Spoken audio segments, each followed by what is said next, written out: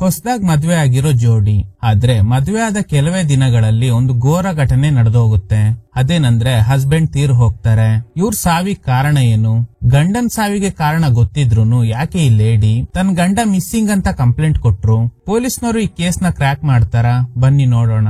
Movie ಹೆಸರು ಜೆಂಟ್ಲುಮೆನ್. Recently ತೆರೆ ಕಂಡಿದ್ದ Tamil crime thriller ಚಿತ್ರ. Movie start ಆಗೋದು ಒಂದು ಅಪಾರ್ಟ್ಮೆಂಟ್ ಅಲ್ಲಿ. ಇವರೇ ಚಿತ್ರದ ಹೀರೋಯಿನ್ ಪೂರ್ಣಿ. ಇದು ಅವ್ರ ಹಸ್ಬೆಂಡ್ ಅರವಿಂದ್. ರೀಸೆಂಟ್ಲಿ ಮದ್ವೆ ಆಗಿದ್ದಾರೆ. ಅರವಿಂದ್ ಒಬ್ಬ LIC ಏಜೆಂಟ್. ಇನ್ನು ಪೂರ್ಣಿಗೆ ಅರವಿಂದೇ ಅವಳ ಪ್ರಪಂಚ. ಅವನಿಗೆ ಒಳ್ಳೆ ಅಡಿಗೆ ಮಾಡ್ಕೊಟ್ಟು ಯಾವ ವಿಷಯದಲ್ಲೂ ಕೊರತೆ ಇಲ್ದೇ ಇರೋ ಹಾಗೆ ನೋಡ್ಕೊತಾಳೆ. ಅರವಿಂದ್ ಕೂಡ ಇವಳನ್ನ ಚೆನ್ನಾಗಿ ನೋಡ್ಕೊತಾ ಇದ್ದಾನೆ. ಪೂರ್ಣಿ ಹಳ್ಳಿ ಹುಡುಗಿ. ಎಲ್ಲಿ ನನ್ನಿಂದ ಸಣ್ಣ ತಪ್ಪಾಗಿ ಅರವಿಂದಿಗೆ ಬೇಜಾರಾಗ್ಬಿಡುತ್ತೋ ಅಂತ ಅವನಿಗೆ ಇಷ್ಟ ಆಗೋ ತರನೇ ನಡ್ಕೋತಾ ಇರ್ತಾಳೆ. ಸೊ ಹೀಗೆ ಇವರಿಬ್ರು ಹ್ಯಾಪಿಯಾಗಿದ್ದಾರೆ. ಒಂದಿನ ಪೂರ್ಣಿ ಪಕ್ಕದ ಮನೆಗೆ ಹೋಗಿ ರಿಟರ್ನ್ ಬಂದಾಗ ಇವ್ರ ಮನೆಯಲ್ಲಿ ಅರವಿಂದ್ ಆಪೋಸಿಟ್ ಮನೆ ಹುಡುಗಿ ಜೊತೆ ಮಾತಾಡ್ತಾ ಇದ್ದಾನೆ. ಇದ್ರಿಂದ ಪೂರ್ಣಿಗೆ ಸ್ವಲ್ಪ ಬೇಜಾರಾಗುತ್ತೆ. ಇವಳ ಹೆಸರು ನ್ಯಾನ್ಸಿ. ಆಪೋಸಿಟ್ ಫ್ಲಾಟ್ ನಲ್ಲೇ ಸ್ಟೇ ಆಗಿದ್ದಾಳೆ. ನ್ಯಾನ್ಸಿ ಗಂಡನಿಂದ ದೂರ ಆಗಿ ಒಬ್ಳೆ ಇರೋದ್ರಿಂದ ಎಲ್ಲಿ ಇವಳು ನನ್ ಗಂಡನ ಬುಟ್ಟಿಗೆ ಹಾಕೋ ಬಿಡ್ತಾಳೋ ಅನ್ನೋ ಭಯ ಪೂರ್ಣಿಗಿದೆ. ಸೊ ಅದಕ್ಕೆ ಅರವಿಂದ್ನ ಜಾಸ್ತಿ ಕೇರ್ ಮಾಡೋದಕ್ಕೆ ಶುರು ಮಾಡ್ತಾಳೆ. ವಾಷಿಂಗ್ ಮಿಷಿನ್ ಗೆ ಬಟ್ಟೆ ಹಾಕುವಾಗ ಅರವಿಂದ್ ಡ್ರೆಸ್ ನಲ್ಲಿ ಅವನು ಯಾವಾಗ್ಲೂ ಯೂಸ್ ಮಾಡೋ ಪರ್ಫ್ಯೂಮ್ ಬದಲು ಬೇರೊಂದು ಪರ್ಫ್ಯೂಮ್ ನ ಸ್ಮೆಲ್ ಬರ್ತಿದೆ. ಹುಡುಗಿರು ಯೂಸ್ ಮಾಡೋ ಪರ್ಫ್ಯೂಮ್ ತರಾನೇ ಅನ್ನಿಸ್ತಾ ಇದೆ. ಫಾರ್ ದ ಫಸ್ಟ್ ಟೈಮ್ ಇವಳಿಗೆ ಅರವಿಂದ್ ಮೇಲೆ ಡೌಟ್ ಶುರುವಾಗುತ್ತೆ. ಆದ್ರೆ ಅವನ ಹತ್ರ ಇದ್ರ ಬಗ್ಗೆ ಕೇಳೋಕೆ ಧೈರ್ಯ ಇಲ್ಲ. ಊರಿಂದ ತಂಗಿ ಒಂದು ಇಂಟರ್ವ್ಯೂ ಅಟೆಂಡ್ ಮಾಡೋದಕ್ಕೆ ಬರ್ತಾ ಇದ್ದಾಳೆ. ಅವಳನ್ನ ಸ್ವಲ್ಪ ದಿನ ನಮ್ಮನೇಲೆ ಇರಿಸ್ಕೊಳ್ಳೋದ ಅಂತ ಕೇಳಿದಾಗ ಅರವಿಂದ್ ಒಪ್ಕೋತಾನೆ. ಬರ್ಲಿ ಬಿಡು, ಹೇಗೂ ಡೇ ಟೈಮ್ ಅಲ್ಲಿ ಒಬ್ಳೇ ಇರ್ತೀಯ ಅಲ್ವಾ, ಅವಳು ಬಂದ್ರೆ ನಿನ್ಗೆ ಬೋರ್ ಆಗಲ್ಲ ಅಂತ. ನೆಕ್ಸ್ಟ್ ಪೂರ್ಣಿ ಅವ್ರ ತಂಗಿ ಊರಿಂದ ಬರ್ತಾಳೆ. ಹೆಸರು ದೀಪಿಕಾ. ಇಂಟರ್ವ್ಯೂ ಇರೋ ಏರಿಯಾ ಹೆಸರು ಹೇಳಿದಾಗ ಅರವಿಂದ್ ಟ್ರಾಫಿಕ್ ಇರೋದ್ರಿಂದ 40 ನಿಮಿಷ ಬೇಕಾಗುತ್ತೆ, ನಿಮ್ಮ ಅಕ್ಕನ ಜೊತೆ ಹೋಗು ಅಂದಾಗ ತಂಗಿ ಹೇಳ್ತಾಳೆ ಅಕ್ಕ ಕಾರ್ ಓಡಿಸ್ತಾಳೆ ತಾನೆ, ಅವಳ ಜೊತೆನೆ ಹೋಗ್ತೀನಿ ಅಂತ. ಪೂರ್ಣಿ ಹೇಳೋ ಪ್ರಕಾರ ಊರಲ್ಲಿ ಟ್ರ್ಯಾಕ್ಟರ್ ಓಡಿಸೋದಕ್ಕೂ ಸಿಟಿಲ್ ಕಾರ್ ಓಡಿಸೋದಕ್ಕೂ ತುಂಬಾ ಡಿಫ್ರೆನ್ಸ್ ಇದೆ. ನನ್ಗೆ ಕಾರೆಲ್ಲ ಓಡ್ಸಕ್ ಬರಲ್ಲ, ನೀನ್ ಆಟೋನಲ್ಲೇ ಹೋಗು ಅಂತ. ಈಗ ಅರವಿಂದ್ ಡ್ಯೂಟಿಗೆ ಹೋಗುವಾಗ ಆಪೋಸಿಟ್ ಮನೇಲಿರೋ ನ್ಯಾನ್ಸಿ ಡೋರ್ ಬೆಲ್ ಕ್ಯಾಮೆರಾ ಮೂಲಕ ನೋಡ್ತಾ ಇದ್ದಾಳೆ. ಅವನು ಕೂಡ ಗುರಾಯಿಸ್ತಾ ಇದ್ದಾನೆ. ಹೋಗೋ ದಾರಿಯಲ್ಲಿ ಪೂರ್ಣಿನ ದೇವಸ್ಥಾನಕ್ಕೆ ಡ್ರಾಪ್ ಮಾಡೋದಕ್ಕೆ ಕಾರ್ನಲ್ಲಿ ಕರ್ಕೊಂಡು ಹೋಗ್ತಾನೆ. ಮೊಬೈಲ್ ಮರ್ತು ಬಂದಿದ್ರಿಂದ ನಾನು ಹೋಗಿ ತಗೊಂಡ್ ಬರ್ತೀನಿ ಅಂದಾಗ ಪೂರ್ಣಿ ನನಗ್ ಲೇಟ್ ಆಗುತ್ತೆ, ನೀವು ಫೋನ್ ತಗೊಂಡು ಆಫೀಸ್ಗೆ ಹೋಗಿ, ನಾನು ಆಟೋನಲ್ಲಿ ಹೋಗ್ತೀನಿ ಅಂತ ಕಾರಿಂದ ಇಳಿದು ಹೋಗ್ತಾಳೆ. ಅರವಿಂದ್ ಮತ್ತೆ ರಿಟರ್ನ್ ಬಂದು ಮೊಬೈಲ್ ನ ಇಲ್ಲೇ ಬಿಟ್ಟು ಹೋಗ್ಬಿಟ್ಟಿದ್ದೀನಿ, ಕಾಣಿಸ್ತಾ ಇಲ್ಲ, ನನ್ನ ನಂಬರ್ಗೆ ಕಾಲ್ ಮಾಡು ಅಂತ ಪೂರ್ಣಿ ಅವ್ರ ತಂಗಿ ದೀಪಿಕಾಗೆ ಹೇಳ್ತಾನೆ. ಕಾಲ್ ಮಾಡಿದಾಗ ನೋಡಿದ್ರೆ ಅಲ್ಲೇ ಪೇಪರ್ ಅಡಿಯಲ್ಲೇ ಫೋನ್ ಇದೆ. ದೀಪಿಕಾ ಬಿಸಿ ನೀರ್ ಮಾಡ್ಕೊಡ್ತೀಯಾ, ಬಾಯಾರಿಕೆ ಆಗ್ತಿದೆ. ಸರಿ ಅಂತ ದೀಪಿಕಾ ಕಿಚನ್ ಗೆ ಹೋದಾಗ ಇವನು ಅವಳನ್ನ ನೋಡ್ತಿರೋ ದೃಷ್ಟಿನೇ ಸರಿ ಇಲ್ಲ. ಸೊ ಈಗ ಮೊದಲನೇ ಟ್ವಿಸ್ಟ್ ರಿವೀಲ್ ಆಗುತ್ತೆ. ಅರವಿಂದ್ ಹುಡುಗಿರ್ ವಿಷಯದಲ್ಲಿ ಸರಿ ಇಲ್ಲ. ಇವತ್ತು ಪೂರ್ಣಿ 12 ಗಂಟೆ ಒಳಗಡೆ ದೇವಸ್ಥಾನಕ್ಕೆ ಹೋಗ್ಬೇಕು. ಅತ್ತೆ ಬರ್ತೀನಿ ಅಂದಿದ್ದಾರೆ ಅಂತ ಹೇಳ್ದಾಗ್ಲೇ ಇವನೊಂದು ಪ್ಲಾನ್ ಮಾಡಿರ್ತಾನೆ. ಬೇಕು ಅಂತಾನೆ ಲೇಟ್ ಆಗಿ ರೆಡಿಯಾಗಿ ಫೋನ್ ನ ಮನೇಲಿ ಬಿಟ್ಟು ಬಂದಿರ್ತಾನೆ. ಮತ್ತೆ ಹೋಗಿ ಫೋನ್ ತರ್ತೀನಿ ಅಂತ ಹೇಳಿದ್ರೆ ಖಂಡಿತ ಪೂರ್ಣಿ ವೆಯ್ಟ್ ಮಾಡಲ್ಲ. ಯಾಕಂದ್ರೆ ದೇವಸ್ಥಾನಕ್ಕೆ ಹೋಗೋದು ಲೇಟ್ ಆದ್ರೆ ಅತ್ತೆ ಬೈತಾರೆ ಅಂತ. ಸೊ ಇವನು ಅನ್ಕೊಂಡಂಗೇನೆ ನಡೆದಿದೆ. ಇವನು ಹೋಗಿ ಫೋನ್ ತರ್ತೀನಿ ಅಂದಾಗ ನನಗೆ ಲೇಟ್ ಆಗುತ್ತೆ, ನಾನು ಆಟೋನಲ್ಲೇ ಹೋಗ್ತೀನಿ ಅಂತ ಅವಳು ಅಲ್ಲಿಂದ ಹೋಗಿರ್ತಾಳೆ. ಈಗ ದೀಪಿಕಾ ಒಬ್ಳೆ ಮನೇಲಿ ಇರೋದ್ರಿಂದ ಇದೇ ಒಳ್ಳೆ ಸಮಯ ಅನ್ಕೊಂಡು ಮೊಬೈಲ್ ತಗೊಳ್ಳೋ ನೆಪದಲ್ಲಿ ರಿಟರ್ನ್ ಬಂದಿದ್ದಾನೆ. ಈಗ ದೀಪಿಕಾನ ತಬ್ಕೊಳ್ಳೋದಕ್ಕೆ ಹತ್ರ ಬಂದಾಗ ಅವಳು ಸಡನ್ ಆಗಿ ತಿರುಗಿದ್ರಿಂದ ಬಿಸಿನೀರು ಇವನ್ ಮೇಲ್ ಚೆಲ್ಲಿ ಬ್ಯಾಲೆನ್ಸ್ ತಪ್ಪಿ ಬೀಳುವಾಗ ತಲೆ ಸ್ಲ್ಯಾಬ್ಗೆ ಹೊಡೆದಿದ್ರಿಂದ ಅನ್ಕಾನ್ಶಿಯಸ್ ಆಗಿ ಬಿದ್ದೋಗ್ತಾನೆ. ದೀಪಿಕಾಗೆ ಗಾಬರಿ ಆಗುತ್ತೆ. ದೇವಸ್ಥಾನಕ್ಕೆ ಹೋಗಿದ್ದ ಪೂರ್ಣಿ ರಿಟರ್ನ್ ಬಂದಾಗ ಬೆಳಗ್ಗೆ ನಿಲ್ಸಿದ್ದ ಸ್ಪಾಟ್ ನಲ್ಲೇ ಕಾರ್ ಇದೆ. ಮೊಬೈಲ್ ತರ್ತೀನಿ ಅಂತ ಹೋದವರು ಮತ್ತೆ ಬಂದು ಕಾರ್ನಲ್ಲಿ ಹೋಗಿಲ್ವಾ ಅನ್ನೋ ಡೌಟ್ ನಲ್ಲೇ ಮನೆಗ್ ಬಂದ ಪೂರ್ಣಿಗೆ ಅಲ್ಲೊಂದು ಶಾಕ್. ಅರವಿಂದ್ ಅನ್ಕಾನ್ಶಿಯಸ್ ಆಗಿ ಬಿದ್ದೋಗಿದ್ದಾನೆ.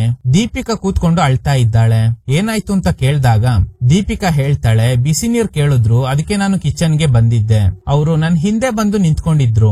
ಸಡನ್ ಆಗಿ ತಿರುಗಿದಾಗ ಅವ್ರಿಗೆ ಬ್ಯಾಲೆನ್ಸ್ ಸಿಗದೆ ಕೆಳಗೆ ಬಿದ್ದೋಗ್ಬಿಟ್ರು. ಅವ್ರು ಯಾಕೆ ಹಿಂದೆ ಬಂದಿದ್ರೋ ನನಗ್ ಗೊತ್ತಿಲ್ಲ ಅಂತ. ಅರವಿಂದ್ ತೀರ್ ಹೋಗಿದ್ದಾನೆ ಅನ್ಸುತ್ತೆ. ಪೂರ್ಣಿ ಜೋರಾಗಿ ಅಳ್ತಾ ಇದ್ದಾಳೆ. ಅಷ್ಟ್ರಲ್ಲಿ ಅರವಿಂದ್ ಫೋನ್ಗೆ ಯಾನ ಅನ್ನೋ ನಂಬರ್ ಇಂದ ಕಾಲ್ ಬರುತ್ತೆ. ಕಾಲ್ ಪಿಕ್ ಮಾಡಿದಾಗ ಇಲ್ಲಿ ಇನ್ನೊಂದು ಟ್ವಿಸ್ಟ್ ರಿವೀಲ್ ಆಗುತ್ತೆ. ಕಾಲ್ ಮಾಡಿರೋ ಲೇಡಿ ಬರುವಾಗ ಪ್ಯಾಡ್ಸ್ ತಗೊಂಡು ಬಾ, ಪೀರಿಯಡ್ಸ್ ಬರೋ ತರ ಇದೆ ಅಂತ. ಅವಳು ಕಾಲ್ ಪಿಕ್ ಮಾಡಿರೋದು ಅರವಿಂದ್ ಅನ್ಕೊಂಡು ಇದನ್ನೆಲ್ಲ ಹೇಳ್ತಾ ಇದ್ದಾಳೆ. ಈಗ್ಲೇ ಇವಳಿಗೆ ಎಲ್ಲ ಅರ್ಥ ಆಗುತ್ತೆ. ಅರವಿಂದ್ ಯಾನ ಅನ್ನೋ ಹುಡುಗಿ ಜೊತೆ ಅಫೇರ್ ಇಟ್ಕೊಂಡಿದ್ದಾನೆ. ಕೆಲ್ಸದ ವಿಷಯವಾಗಿ 3 ದಿನ ಬೆಂಗಳೂರಿಗೆ ಹೋಗ್ತೀನಿ ಅಂತ ಹೇಳಿದ್ದೆಲ್ಲ ಸುಳ್ಳು. ಆನ ಜೊತೆ ಸುತ್ತಾಡೋದಕ್ಕೋಸ್ಕರನೇ ಸುಳ್ಳು ಹೇಳಿದ್ದಾನೆ ಅಂತ. ಅಂತ. ಫೋನ್ ನ ಅನ್ಲಾಕ್ ಮಾಡಿ ನೋಡಿದಾಗ ಆನಾ ಜೊತೆ ಇವನು ತಗ್ಸ್ಕೊಂಡಿರೋ ಫೋಟೋಸ್ ಎಲ್ಲ ನೋಡಿ ಪೂರ್ಣಿಗೆ ಗಾಬರಿ ಆಗುತ್ತೆ. ನಂಬಿಸಿ ಮೋಸ ಮಾಡ್ಬಿಟ್ಟ ಅನ್ನೋ ನೋವು ಇವಳಿಂದ ತಡ್ಕೊಳ್ಳೋದಕ್ಕೆ ಆಗ್ತಿಲ್ಲ. ಆನಾ ಕಡೆಯಿಂದ ತುಂಬಾ ವಾಯ್ಸ್ ನೋಟ್ ಎಲ್ಲ ಬಂದಿದೆ. ಆಕ್ಚುಲಿ ಅರವಿಂದ್ ಸತ್ತಿಲ್ಲ. ಈಗ ಎಚ್ಚರಿಕೆ ಆಗುತ್ತೆ. ತುಂಬಾ ಕೋಪದಲ್ಲಿದ್ದ ಪೂರ್ಣಿ ಪಕ್ಕದಲ್ಲಿದ್ದ ಕತ್ತಿ ತಗೊಂಡು ಅವನ್ ಕತ್ತಿನ ಭಾಗಕ್ಕೆ ಕೊಚ್ಚಿ ಸಾಯಿಸ್ಬಿಡ್ತಾಳೆ. ಇದನ್ನೆಲ್ಲ ನೋಡ್ತಿದ್ದ ದೀಪಿಕಾಗೆ ಜೀವ ಬಾಯಿಗೆ ಬಂದಿದೆ. ಕ್ರೈಮ್ ಏನೋ ನಡೆದೋಯ್ತು. ಈ ವಿಷಯ ಪೊಲೀಸ್ನವ್ರಿಗೆ ಗೊತ್ತಾದ್ರೆ ಇವ್ರ ಕತೆ ಅಷ್ಟೇ. ಫಸ್ಟ್ ಅರವಿಂದ್ ಬಾಡಿನ ಫ್ರಿಡ್ಜ್ ಅಲ್ಲಿ ಇಟ್ಟು ಫ್ಲೋರ್ ಮೇಲೆ ಇದ್ದ ರಕ್ತನೆಲ್ಲ ಕ್ಲೀನ್ ಮಾಡ್ತಾರೆ. ಇವತ್ತು ದೀಪಿಕಾಗೆ ಇಂಟರ್ವ್ಯೂ ಇರೋದ್ರಿಂದ ಬೇಗ ರೆಡಿ ಆಗೋದಕ್ಕೆ ಹೇಳ್ತಾಳೆ. ಇವಳು ಇಷ್ಟೊಂದು ಕ್ಯಾಶುವಲ್ ಆಗಿರೋದ್ ನೋಡಿ ದೀಪಿಕಾಗೆ ಗಾಬರಿ ಆಗುತ್ತೆ. ಒಂದು ಕ್ರೈಮ್ ನಡೆದಿದೆ, ಆದ್ರೆ ನೀನು ಆರಾಮಾಗಿದ್ಯಲ್ಲ ಅಂತ ಕೇಳಿದಾಗ ಪೂರ್ಣಿ ಹೇಳೋ ಪ್ರಕಾರ ಈ ವಿಷಯ ಪೊಲೀಸ್ನವ್ರಿಗೆ ಗೊತ್ತಾದ್ರೆ ಏನಾಗುತ್ತೆ ಗೊತ್ತಾ? ತಪ್ಪಿ ಯಾರೇ ಮಾಡಿದ್ರೂನು ಅದೆಲ್ಲ ಅವರು ನೋಡೋದಿಲ್ಲ. ನಮ್ಮಿಬ್ಬರಿಗೆ ಕೊಲೆಗಾರರ ಪಟ್ಟ ಕಟ್ತಾರೆ. ನೀನ್ ಯಾಕೆ ಈ ತರ ಡ್ರೆಸ್ ಹಾಕಿದ್ದೆ? ಪೂರ್ತಿ ಮೈ ಮುಚ್ಕೊಳ್ಳೋ ಡ್ರೆಸ್ ಹಾಕ್ಬೇಕಿತ್ತು ಅಂತ ಈ ತರ ಪ್ರಶ್ನೆಗಳನ್ನೆಲ್ಲ ಕೇಳಿ ಬದುಕಿರುವಾಗ್ಲೇ ನರಕ ತೋರ್ಸ್ಬಿಡ್ತಾರೆ. ನೀನು ಇದ್ರ ಬಗ್ಗೆ ಎಲ್ಲ ತಲೆ ಕೆಡಿಸ್ಕೋಬೇಡ. ಇಂಟರ್ವ್ಯೂ ಅಟೆಂಡ್ ಮಾಡಿ ಜಾಬ್ ಕಡೆ ಗಮನ ಕೊಡು. ನಿಮ್ ತಂದೆ ಮಗಳನ್ನ ಕೆಲ್ಸಕ್ ಕಳ್ಸಿದ್ರೆ ಗೌರವ ಕಡಿಮೆ ಆಗುತ್ತೆ ಅಂತ ಅನ್ಕೊಂಡಿದ್ರು. ಆದ್ರೆ ಈಗ ಊರಿಡಿ ಸಾಲ ಮಾಡ್ಕೊಂಡಿದ್ರಿಂದ ನಿನ್ನ ಕೆಲ್ಸಕ್ಕೆ ಹೋಗು ಅಂತ ಫೋರ್ಸ್ ಮಾಡ್ತಾ ಇದ್ದಾರೆ. ಹೆತ್ತವರಾದ್ರೂ ಅಷ್ಟೇ, ಕಟ್ಕೊಂಡವನಾದ್ರೂ ಅಷ್ಟೇ. ಹೆಣ್ಣನ್ನ ಒಂದು ವಸ್ತು ತರನೇ ಟ್ರೀಟ್ ಮಾಡ್ತಾರೆ. ಅದೆಲ್ಲ ಬಿಡು. ಇಲ್ಲಿ ನಡೆದಿದ್ನೆಲ್ಲ ಒಂದು ಕೆಟ್ಟ ಕನ್ಸು ಅಂತ ಮರ್ತು ನಿನ್ ಲವ್ ಮಾಡ್ತಿರೋ ಹುಡುಗನ್ ಜೊತೆ ಮದ್ವೆ ಆಗು ಅಂತ. ಸ್ವಲ್ಪ ಹೊತ್ತಲ್ಲೇ ಪಕ್ಕದ ಮನೆ ನ್ಯಾನ್ಸಿ ಮನೆಗ್ ಬಂದು ಅರವಿಂದ್ ಎಲ್ಲಿ ಅಂತ ಕೇಳಿದಾಗ ಅವರು ಕೆಲ್ಸದ ವಿಷಯವಾಗಿ ಹೊರಗಡೆ ಹೋಗಿದ್ದಾರೆ. 2-3 ದಿನ ಆಗ್ಬೋದು ಅಂತ ಹೇಳಿದ್ದಾರೆ ಅಂತ. ಈಗ ದೀಪಿಕಾನ ಇಂಟರ್ವ್ಯೂಗೆ ಕರ್ಕೊಂಡು ಹೋಗ್ತಾಳೆ. ಇಷ್ಟು ದಿನ ಕಾರ್ ಓಡಿಸೋಕೆ ಬರಲ್ಲ ಅಂತ ಹೇಳ್ತಿದ್ಲು ಅಲ್ವಾ, ಆದ್ರೆ ಈಗ ಆರಾಮಾಗಿ ಓಡಿಸ್ತಾ ಇದ್ದಾಳೆ. ದೀಪಿಕಾ ಇಂಟರ್ವ್ಯೂ ಅಟೆಂಡ್ ಮಾಡಿ ಜಾಬ್ ಕೂಡ ಕನ್ಫರ್ಮ್ ಆಗುತ್ತೆ. ಇನ್ಮೇಲೆ ಅವಳು ಲೇಡೀಸ್ ಹಾಸ್ಟೆಲ್ ನಲ್ಲೇ ಇರ್ಬೇಕು. ಯಾಕಂದ್ರೆ ಮನೆಯಿಂದ ಅಪ್ ಅಂಡ್ ಡೌನ್ ಮಾಡೋದಕ್ಕೆ ತುಂಬಾ ದೂರ ಆಗುತ್ತೆ. ಕಟ್ ಮಾಡಿದ್ರೆ ಒಬ್ರು ಲೇಡಿ ಪೂರ್ಣಿ ಫ್ಲಾಟ್ ಗೆ ಬಂದು ನನ್ನ ಹೆಸರು ಆನಾ, ನಾನು ಅರವಿಂದ್ ಅವ್ರ ಕ್ಲೈಂಟ್ ಅಂತ ಹೇಳ್ತಾಳೆ. ಈಗ್ಲೇ ಪೂರ್ಣಿಗೆ ಒಂದು ವಿಷಯ ಸ್ಟ್ರೈಕ್ ಆಗುತ್ತೆ. ಆ ದಿನ ಅರವಿಂದ್ ಡ್ರೆಸ್ ನಲ್ಲಿ ಬರ್ತಿದ್ದ ಪರ್ಫ್ಯೂಮ್ ಸ್ಮೆಲ್ ಇವಳ್ದೆ ಅಂತ. ಯಾಕಂದ್ರೆ ಈಗ್ಲೂ ಅದೇ ಸ್ಮೆಲ್ ಬರ್ತಿದೆ. ಪೂರ್ಣಿ ಹೇಳ್ತಾಳೆ ಕೆಲ್ಸದ ವಿಷಯವಾಗಿ ಹೊರಗಡೆ ಹೋಗಿದ್ದಾರೆ ಅಂತ. ಆನಾ ಹೇಳೋ ಪ್ರಕಾರ ಕಾಲ್ ಮಾಡಿದ್ದೆ, ಆದ್ರೆ ಪಿಕ್ ಮಾಡಿಲ್ಲ. ಅದಕ್ಕೇನೆ ವಿಚಾರಿಸ್ಕೊಂಡು ಹೋಗೋಣ ಅಂತ ಬಂದೆ. ನಾನೊಂದು ಲೈಫ್ ಇನ್ಶೂರೆನ್ಸ್ ನ ತಗೊಂಡಿದ್ದೆ, ಅದನ್ನ ರಿನ್ಯೂವಲ್ ಮಾಡಿಸ್ಬೇಕಿತ್ತು. ಸರಿ, ಅವ್ರು ಬಂದ್ರೆ ಹೇಳ್ಬೇಡಿ ಅಂತ ಹೊರಗಡೆ ಹೋಗಿ ವೆಯ್ಟ್ ಮಾಡ್ತಾ ಇದ್ದಾಳೆ. ಇದನ್ನ ಅಬ್ಸರ್ವ್ ಮಾಡ್ತಿದ್ದ ಪೂರ್ಣಿ ಅವಳಿಗೆ ಕಾಲ್ ಮಾಡಿ ಹೇಳ್ತಾಳೆ, ನೋಡಿ ಅವ್ರು 2-3 ದಿನ ಆಗುತ್ತೆ ಅಂತ ಹೇಳಿದ್ರು, ನೀವು ವೆಯ್ಟ್ ಮಾಡಿದ್ರೆ ಟೈಮ್ ವೇಸ್ಟ್ ಆಗುತ್ತೆ ಅಂತ. ಹಾಗೆ ಕಟ್ ಮಾಡಿ ಇವರಿಬ್ಬರ ನಡುವೆ ಹೇಗೆ ರಿಲೇಶನ್ಶಿಪ್ ಬಿಲ್ಡ್ ಆಯ್ತು ಅನ್ನೋದನ್ನ ತೋರಿಸ್ತಾರೆ. ಆಕ್ಚುಲಿ ಅರವಿಂದ್ ಫಸ್ಟ್ ಇವಳನ್ನೇ ಲವ್ ಮಾಡ್ತಾ ಇದ್ದ. ಆದ್ರೆ ಮನೆಯವರು ಆನಾ ಸಿಟಿ ಹುಡುಗಿ ನಮ್ ಕಲ್ಚರ್ ಗೆ ಹೊಂದ್ಕೊಳ್ಳಲ್ಲ ಅಂತ ಅವ್ರು ತೋರಿಸಿದ ಹುಡುಗಿನೇ ಮದ್ವೆ ಆಗ್ಬೇಕು ಅಂತ ಫೋರ್ಸ್ ಮಾಡಿದ್ರಿಂದ ಬೇರೆ ದಾರಿ ಇಲ್ದೆ ಪೂರ್ಣಿನ ಮದ್ವೆ ಆಗಿದ್ದಾನೆ. ಬಟ್ ಆನಾಗೆ ಇವನೇ ಪ್ರಪಂಚ. ಪ್ರತಿ ತಿಂಗಳು ಕೆಲ್ಸದ ವಿಷಯವಾಗಿ ಹೊರಗಡೆ ಹೋಗ್ತೀನಿ ಅಂತ ಹೇಳಿ ಇವಳನ್ನ ಮೀಟ್ ಆಗೋದಕ್ಕೆ ಬರ್ತಾ ಇದ್ದ. ಹಾಗೇನೆ ಆದಷ್ಟು ಬೇಗ ಏನಾದ್ರೂ ರೀಸನ್ ಕೊಟ್ಟು ಪೂರ್ಣಿಗೆ ಡಿವೋರ್ಸ್ ಕೊಡ್ತೀನಿ, ಆಮೇಲೆ ನಾವಿಬ್ರು ಮದ್ವೆ ಆಗೋಣ ಅಂತ ಹೇಳಿರ್ತಾನೆ. ಅವ್ನ್ ಡೆತ್ ಆಗೋಕು ಮುಂಚೆ ಕೂಡ ಕೆಲ್ಸದ ವಿಷಯವಾಗಿ ಬೆಂಗಳೂರಿಗೆ ಹೋಗ್ತೀನಿ ಅಂತ ಹೇಳಿ ಇವಳ ಜೊತೆ ಸುತ್ತಾಡೋ ಪ್ಲಾನ್ ಮಾಡಿದ್ದ. ಈಗ ಪ್ರೆಸೆಂಟ್ ನಲ್ಲಿ ಪೂರ್ಣಿ ನನ್ಗೆ ಮೋಸ ಮಾಡ್ದವನ್ನ ಸಾಯಿಸ್ಬಿಟ್ಟೆ ಅನ್ನೋ ಖುಷಿಗೆ ಆರಾಮಾಗಿ ಜ್ಯೂಸ್ ಕುಡಿತಾ ಇದ್ದಾಳೆ. ಈ ಕಡೆ ಆನಾ ಪೊಲೀಸ್ ಸ್ಟೇಷನ್ ಗೆ ಹೋಗಿ ಒಂದು ಕಂಪ್ಲೇಂಟ್ ಕೊಡ್ತಾಳೆ. LIC ಏಜೆಂಟ್ ಆಗಿರೋ ಅರವಿಂದ್ ಕಾಣೆ ಆಗಿದ್ದಾರೆ. ನಾನು ಅವ್ರಿಗೆ ನನ್ನ ಇನ್ಶೂರೆನ್ಸ್ ನ ರಿನ್ಯೂವಲ್ ಮಾಡೋದಕ್ಕೆ 5 ಲಕ್ಷ ಕೊಟ್ಟಿದ್ದೆ, ಆದ್ರೆ ಅವರು ದುಡ್ಡು ತಗೊಂಡು ಓಡೋಗಿದ್ದಾರೆ ಅಂತ ಹೇಳ್ತಿಲ್ಲ.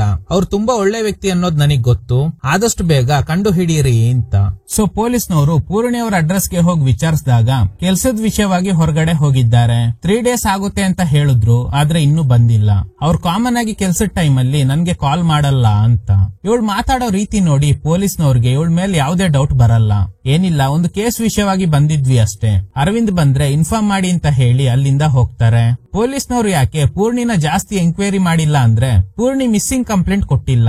ಆನಾ ಪದೇ ಪದೇ ಪೊಲೀಸ್ ಸ್ಟೇಷನ್ ಗೆ ಹೋಗಿ ಫೋರ್ಸ್ ಮಾಡ್ತಾ ಇದ್ದಾಳೆ. ಇನ್ಸ್ಪೆಕ್ಟರ್ ಹೇಳ್ತಾರೆ, ಅರವಿಂದ್ ಅವ್ರ ವೈಫೇ ಆರಾಮಾಗಿದ್ದಾರೆ, ನೀವ್ಯಾಕೆ ಇಷ್ಟೊಂದು ತಲೆ ಕೆಡ್ಸ್ಕೊತಾ ಇದ್ದೀರಾ ಅಂತ. ಆನಾಗೆ ಏನ್ ಉತ್ತರ ಕೊಡ್ಬೇಕು ಅಂತಾನೆ ಗೊತ್ತಾಗ್ತಾ ಇಲ್ಲ. ಇನ್ನೊಂದು ಕಡೆ ಪೂರ್ಣಿ ಪ್ರೆಗ್ನೆಂಟ್ ಅನ್ನೋದು ಕನ್ಫರ್ಮ್ ಆಗುತ್ತೆ. ಇನ್ಸ್ಪೆಕ್ಟರ್ ಪೂರ್ಣಿನ ಮೀಟ್ ಆಗಿ ಆನಾ ಅನ್ನುವ ಹುಡುಗಿ ಹತ್ರ ಅರವಿಂದ್ ಏನಾದ್ರೂ ಇನ್ಶೂರೆನ್ಸ್ ವಿಷಯದಲ್ಲಿ ದುಡ್ಡು ತಗೊಂಡಿದ್ರ ಅಂತ ಕೇಳಿದಾಗ ಪೂರ್ಣಿ ಹೇಳೋ ಪ್ರಕಾರ ಕೆಲ್ಸದ ಬಗ್ಗೆ ಎಲ್ಲ ಅರವಿಂದ್ ನನ್ನ ಹತ್ರ ಶೇರ್ ಮಾಡಲ್ಲ. ನೀವು ಹೇಳ್ತಿರೋ ಹೆಸರಲ್ಲಿ 2-3 ದಿನದ ಹಿಂದೆ ಒಂದು ಹುಡುಗಿ ನಮ್ ಮನೆಗ್ ಬಂದು ಅರವಿಂದ್ ಬಗ್ಗೆ ವಿಚಾರಿಸ್ಕೊಂಡು ಹೋದ್ಲು. 3 ದಿನ ಆದ್ರೂ ಬಂದಿಲ್ವಲ್ಲ ಅಂತ ಕಾಲ್ ಮಾಡ್ದೆ, ಆದ್ರೆ ನೋ ರೆಸ್ಪಾನ್ಸ್. ಕಾಮನ್ ಆಗಿ ಅವರು ವರ್ಕ್ ಅಲ್ಲಿ ಇರುವಾಗ ನಾನ್ ಕಾಲ್ ಮಾಡಿದ್ರೆ ಪಿಕ್ ಮಾಡಲ್ಲ ಅಂತ. ಇನ್ಸ್ಪೆಕ್ಟರ್ ಕೂಡ ಅರವಿಂದ್ ನಂಬರ್ ಗೆ ಕಾಲ್ ಮಾಡಿದ್ದಾರೆ, ಆದ್ರೆ ಕನೆಕ್ಟ್ ಆಗಿಲ್ಲ. ಬಟ್ ಅವ್ನ್ ಫೋನ್ ನ ಟ್ರ್ಯಾಕ್ ಮಾಡಿದಾಗ ಇದೇ ಏರಿಯಾದಲ್ಲೇ ಸಿಗ್ನಲ್ ತೋರಿಸ್ತಾ ಇದೆ. ಒಂದ್ಸ ಅವ್ರ ಕಾರ್ನ ಚೆಕ್ ಮಾಡ್ಬೋದಾ ಅಂತ ಕೇಳ್ದಾಗ ಪೂರ್ಣಿ ಒಪ್ಕೋತಾಳೆ. ಚೆಕ್ ಮಾಡಿದಾಗ ಕಾರ್ನಲ್ಲಿ ಅರವಿಂದ್ ನ ಫೋನ್ ಇದೆ. ಪೂರ್ಣಿನೇ ಪ್ಲಾನ್ ಮಾಡಿ ಇದನ್ನ ಕಾರ್ ಒಳಗಡೆ ಇಟ್ಟಿರೋದು. ಫೋನ್ ಕಾರಲ್ಲಿದೆ ಅಂತ ಹೇಳ್ದಾಗ ಇದು ನನ್ನ ಹಸ್ಬೆಂಡ್ ಅವ್ರ ಫೋನ್, ಆದಷ್ಟು ಬೇಗ ಅವ್ರನ್ನ ಹುಡುಕಿ ನನ್ಗೆ ಭಯ ಆಗ್ತಿದೆ ಅಂತ ಡ್ರಾಮಾ ಮಾಡ್ತಾಳೆ. ಅರವಿಂದ್ಗೆ ಯಾರಾದ್ರೂ ವೈರಿಗಳಿದ್ದಾರಾ ಅಂತ ಕೇಳ್ದಾಗ ಪೂರ್ಣಿ ಹೇಳ್ತಾಳೆ ಆತರ ಎಲ್ಲ ಯಾರು ಇಲ್ಲ. ಪೊಲೀಸ್ನವರು ಹೇಳ್ತಾರೆ ನೀವೇನು ಚಿಂತೆ ಮಾಡಬೇಡಿ, ಹೋಗೋ ಅವಸರದಲ್ಲಿ ಫೋನ್ ನ ಕಾರಲ್ಲೇ ಬಿಟ್ಟು ಹೋಗಿರ್ಬೋದು. ಅರವಿಂದ್ ಕಾರ್ನಲ್ಲಿ ಹೋಗಿಲ್ವಾ, ಮತ್ತೆ ಹೇಗೆ ಏರ್ಪೋರ್ಟ್ ಗೆ ಹೋದ್ರು? ಪೂರ್ಣಿ ಹೇಳ್ತಾಳೆ ಕಾರ್ ರಿಪೇರಿ ಆಗಿರೋದ್ರಿಂದ ಟ್ಯಾಕ್ಸಿನಲ್ಲೇ ಹೋಗಿರ್ಬೋದು, ಮೆಕ್ಯಾನಿಕ್ ಬರ್ತಾರೆ ಅಂತ ಕೀ ಕೊಟ್ಟು ಹೋಗಿದ್ರು ಅಂತ. ಈ ಅಪಾರ್ಟ್ಮೆಂಟ್ ಅಲ್ಲಿ ಸಿಸಿಟಿವಿ ಇಲ್ಲ. ಇದೇ ರೀಸನ್ಗೆ ಪೊಲೀಸ್ನವರು ಇವಳು ಹೇಳೋದ್ನೆಲ್ಲ ನಂಬ್ತಾ ಇದ್ದಾರೆ. ಕಟ್ ಮಾಡಿದ್ರೆ ಲಾಯರ್ ಸಮೇತ ಸ್ಟೇಷನ್ಗೆ ಹೋಗಿ ಓವರ್ ಸೀನ್ ಕ್ರಿಯೇಟ್ ಮಾಡ್ತಾಳೆ. ಇದ್ರಿಂದ ಇನ್ಸ್ಪೆಕ್ಟರ್ಗೆ ಪಿತ್ತ ನೆತ್ತಿಗೆ ಇರುತ್ತೆ. ಅರವಿಂದ್ ಫೋನ್ ನ ಅನ್ಲಾಕ್ ಮಾಡಿ ನೋಡಿದಾಗ ನಿಮ್ಮಿಬ್ಬರಿಗೆ ಅಫೇರ್ ಇದೆ ಅನ್ನೋದು ಗೊತ್ತಾಯ್ತು.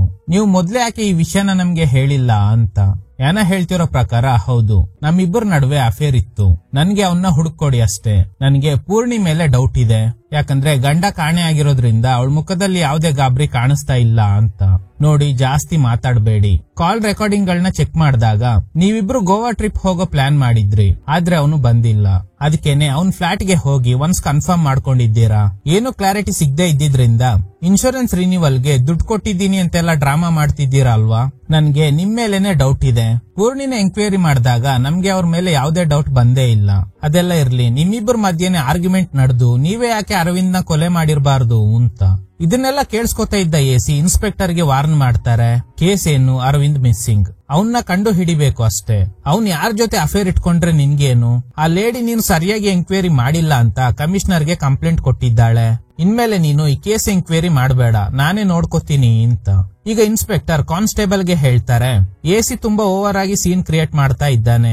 ಅವನೇ ಯಾವ್ದೋ ಹುಡುಗಿ ಜೊತೆ ಮಿಸ್ಬಿಹೇವ್ ಮಾಡಿದ್ರಿಂದ ಕಮಿಷನರ್ ಅವನ್ ಮೇಲೆ ಆಕ್ಷನ್ ತಗೊಂಡಿದ್ದಾರೆ ಅಂತ. ಕಟ್ ಮಾಡಿದ್ರೆ ಎಸಿ ಪೂರ್ಣಿನೇ ಎಂಕ್ವೈರಿ ಮಾಡ್ತಾರೆ. ನೋಡಿ, ಟೈಮ್ ವೇಸ್ಟ್ ಮಾಡಬೇಡಿ. ಅರವಿಂದ್ ಎಲ್ಲಿ ಅಂತ ಕೇಳಿದಾಗ ಪೂರ್ಣಿ ಹೇಳೋ ಪ್ರಕಾರ ಕೆಲ್ಸದ ವಿಷಯವಾಗಿ ಹೋದ್ರು, ಅದ್ ಬಿಟ್ರೆ ನನ್ಗೇನು ಗೊತ್ತಿಲ್ಲ ಅಂತ. ಸರಿ, ನಿಮ್ ಹಸ್ಬೆಂಡ್ ಬೇರೆ ಹುಡುಗಿ ಜೊತೆ ಅಫೇರ್ ಇಟ್ಕೊಂಡಿದ್ದಾರಲ್ಲ, ಅದೆಲ್ಲ ಗೊತ್ತಿದ್ರೂನು ಹೇಗೆ ಇಷ್ಟೊಂದು ಕಾಮ್ ಆಗಿದ್ದೀರಾ? ಸರ್, ನನ್ ಗಂಡ ಅಂತವ್ರಲ್ಲ, ಫಸ್ಟ್ ಅವ್ರನ್ನ ಕಂಡು ಹಿಡೀರಿ ಅಂತ. ಈಗ ಎಸಿಗೂ ಇವಳ ಮೇಲೆ ಏನು ಡೌಟ್ ಬರ್ತಾ ಇಲ್ಲ. ಎಸಿ ಯಾನಾಗೆ ಕಾಲ್ ಮಾಡಿ ಇನ್ಮೇಲೆ ಈ ಕೇಸ್ ನ ನಾನೇ ಹ್ಯಾಂಡಲ್ ಮಾಡ್ತೀನಿ, ನಿಮ್ ಅಡ್ರೆಸ್ ಹೇಳಿ, ಏನಾದ್ರೂ ಇನ್ಫಾರ್ಮೇಶನ್ ಬೇಕಿದ್ರೆ ಅಲ್ಲಿಗೆ ಬರ್ತೀನಿ ಅಂತ. ಈಗ ಯಾನ ಪೂರ್ಣಿನ ಮೀಟ್ ಆಗ್ತಾಳೆ. ಯಾನ ಹೇಳೋ ಪ್ರಕಾರ ನನ್ಗೆ ಅಪ್ಪ ಅಮ್ಮ ಇಲ್ಲ, ಒಂಟಿತನ ಕಾಡ್ತಾ ಇದ್ದಾಗ ಅರವಿಂದ್ ಪರಿಚಯ ಆದ. ಅವನ್ ಜೊತೆ ಇದ್ದಾಗ ನಾನು ತುಂಬಾ ಸೇಫ್ ಅನ್ನೋ ತರ ಫೀಲ್ ಆಗ್ತಾ ಇತ್ತು. ಆದ್ರೆ ಅವ್ರ ಮನೇಲಿ ನನ್ನ ಒಪ್ಪಿಲ್ಲ, ಬೇರೆ ದಾರಿ ಇಲ್ದೆ ನಿನ್ನ ಮದ್ವೆ ಆದ. ನಾನು ಆಸೆ ಪಡ್ತಿರೋದೆಲ್ಲ ಒಂದು ಸಣ್ಣ ಕುಟುಂಬ ಅಷ್ಟೇ, ಆದ್ರೆ ಅದು ಕೂಡ ನನ್ಗೆ ಸಿಗ್ತಾ ಇಲ್ಲ.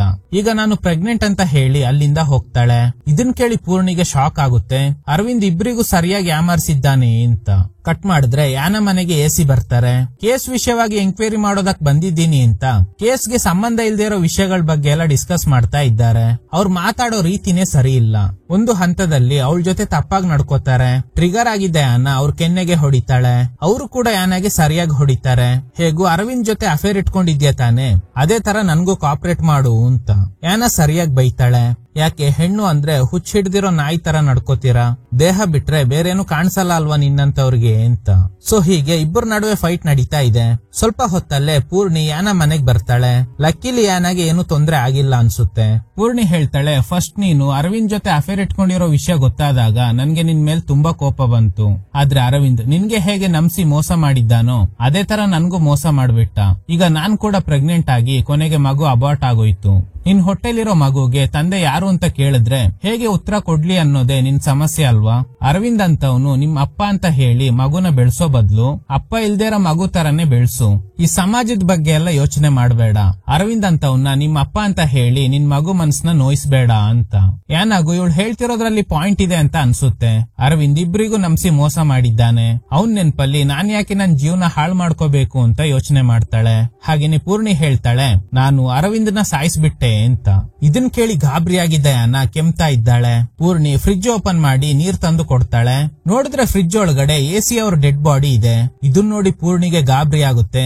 ಏನ್ ನಡೆದಿದೆ ಅಂದ್ರೆ ಎಸಿ ಇವಳ ಜೊತೆ ತಪ್ಪಾಗಿ ನಡ್ಕೊಂಡಾಗ ಈ ಫೈಟ್ ನಲ್ಲಿ ಮಿರರ್ ಹೊಡೆದೋಗಿದ್ರಿಂದ ಯಾನ ಒಂದು ಗ್ಲಾಸ್ ಪೀಸ್ ತೆಗೆದು ಅವ್ರ ಕತ್ತಿನ ಭಾಗಕ್ಕೆ ಚುಚ್ಚಿದ್ರಿಂದ ಅವರು ಸ್ಪಾಟ್ ನಲ್ಲೇ ಸತ್ತೋಗಿದ್ದಾರೆ. ಇದನ್ನೆಲ್ಲ ಯಾನ ಪೂರ್ಣಿಗೆ ಹೇಳ್ತಾಳೆ. ಪೂರ್ಣಿ ಕೂಡ ನಡೆದ ಎಲ್ಲಾ ವಿಷಯ ಹೇಳಿ ಅರವಿಂದ್ ಬಾಡಿ ಫ್ರಿಡ್ಜ್ ನಲ್ಲೇ ಇದೆ ಅಂತ ಹೇಳ್ತಾಳೆ. ಕಟ್ ಮಾಡಿದ್ರೆ ಪೊಲೀಸ್ನವರು ಪೂರ್ಣಿ ಅವ್ರನ್ನ ಮೀಟ್ ಆಗಿ ಎಸಿ ಮೊದ್ಲೇ ಸರಿ ಇಲ್ಲ, ಯಾವ್ದೋ ಹುಡುಗಿ ಕೇಸ್ ನಲ್ಲಿ ಸಿಗಾಕೊಂಡು ಕಣ್ಮರೆ ಆಗ್ಬಿಟ್ರು. ಅರವಿಂದ್ ಕೇಸ್ ಫೈಲ್ ಅವ್ರ ಹತ್ರನೇ ಇದೆ, ಅದ್ರಿಂದಾನೇ ಎಂಕ್ವೈರಿ ಸ್ಟಾಪ್ ಆಗಿದೆ, ನಮ್ಮಿಂದ ಏನು ಮಾಡೋದಕ್ ಆಗ್ತಿಲ್ಲ ಅಂತ. ಅಷ್ಟ್ರಲ್ಲಿ ಯಾನ ಬಂದಾಗ ಇವರಿಬ್ರು ಒಂದೇ ಫ್ಲಾಟ್ ನಲ್ಲೇ ಇದ್ದಾರೆ ಅನ್ನೋದು ಪೊಲೀಸ್ನವ್ರಿಗೆ ಕನ್ಫರ್ಮ್ ಆಗುತ್ತೆ. ಹೊರಗಡೆ ಬಂದಾಗ ಒಂದು ನಾಯಿ ಮೂಳೆ ಕಚ್ತಾ ಇರೋದನ್ನ ನೋಡ್ತಾರೆ. ಆ ಮೂಳೆ ನೋಡೋದಕ್ಕೆ ಮನುಷ್ಯರ ಮೂಳೆ ತರಾನೇ ಇರೋದ್ರಿಂದ ಗಾಬರಿಯಾಗಿದ್ದ ಪೊಲೀಸ್ ಹತ್ರ ಹೋದಾಗ ಆ ನಾಯಿ ಇವ್ರ ಮೇಲೆನೆ ಅಟ್ಯಾಕ್ ಮಾಡುತ್ತೆ. ಇವರಿಬ್ರು ಏನ್ ಮಾಡಿದ್ದಾರೆ ಅಂದ್ರೆ ಅರವಿಂದ್ ಬಾಡಿ ಹಾಗೇನೆ ಎಸಿ ಬಾಡಿ ಫ್ರಿಡ್ಜ್ ನಲ್ಲೇ ಇರೋದ್ರಿಂದ ಅದನ್ನ ತುಂಡು ತುಂಡಾಗಿ ಕತ್ತರಿಸಿ ಡೈಲಿ ನಾಯಿಗಳಿಗೆ ಹಾಕ್ತಾ ಇದ್ದಾರೆ. ಒಂದು ಹಂತದಲ್ಲಿ ಆ ನಾಯಿ ಮೂಳೆ ಕಚ್ತಾ ಇರೋದ್ ನೋಡಿ ಡೌಟ್ ಬಂದು ಹತ್ರ ಹೋಗಿದ್ದ ಪೊಲೀಸ್ ಮೇಲೆ ನಾಯಿ ದಾಳಿ ಮಾಡಿದ್ರಿಂದ ಅವರು ಕೂಡ ತೀರ್ ಹೋದ್ರು. ಸೊ ಈಗ ಇವರಿಬ್ಬರ ಮೇಲೆ ಯಾರಿಗೂ ಡೌಟ್ ಬರೋದಿಲ್ಲ. ಇದ್ರೊಂದಿಗೆ ಈ ಚಿತ್ರ ಎಂಡ್ ಆಗುತ್ತೆ. ಈ ಚಿತ್ರದಲ್ಲಿ ಏನ್ ಹೇಳೋಕೆ ಹೊರಟಿದ್ದಾರೆ ಅಂದ್ರೆ ಹುಡುಗಿ ಆಗಿರ್ಲಿ ಅಥವಾ ಹುಡುಗ ಆಗಿರ್ಲಿ ಇನ್ನೋಸೆಂಟ್ ಅನ್ಕೊಂಡು ಮೋಸ ಮಾಡಿದ್ರೆ ಕೆಲವೊಬ್ರು ಯಾವ ಹಂತಕ್ ಬೇಕಾದ್ರೂ ಹೋಗ್ತಾರೆ ಅಂತ. Okay guys, thanks for watching. ಈ ತರದ ಥ್ರಿಲ್ಲಿಂಗ್ ವಿಡಿಯೋಗಳಿಗಾಗಿ ನಮ್ಮ ಸಿನಿಮಾ ಫ್ಯಾಕ್ಟ್ಸ್ ಚಾನೆಲ್ ನ ತಪ್ಪದೆ ಸಬ್ಸ್ಕ್ರೈಬ್ ಮಾಡಿ, ಪಕ್ಕದಲ್ಲಿರೋ ಬೆಲ್ ಐಕಾನ್ ನ ಪ್ರೆಸ್ ಮಾಡಿ ಆಲ್ ನೋಟಿಫಿಕೇಶನ್ ಗಳನ್ನ ಆನ್ ಮಾಡಿ ಇಟ್ಕೊಳ್ಳಿ. ಹಾಗೇನೆ ಫ್ರೆಂಡ್ಸ್ ಹಾಗೂ ಫ್ಯಾಮಿಲಿ ಮೆಂಬರ್ಸ್ ಗೆ ಈ ವಿಡಿಯೋನ ಶೇರ್ ಮಾಡಿ.